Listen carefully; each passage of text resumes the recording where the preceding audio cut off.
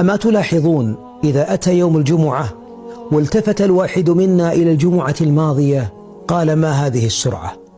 حقيقة إن السرعة الأيام والليالي أمر مشاهد يدركه الصغير والكبير، ليس شعورا نفسيا إنما هو حقيقي.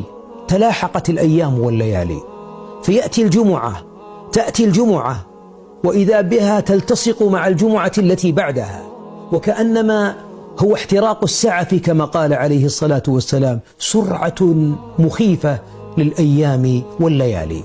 البعض منا يفرح بسرعة الأيام جمعة بعد جمعة حتى يقبض مرتبه، لكن نسي أنه يأخذ المال وقد خصم من عمره أكثر من 30 يوم.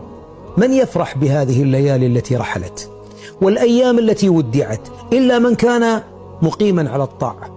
ولذلك أقول يا صاحب الجمعة التي التصقت الجمعة التي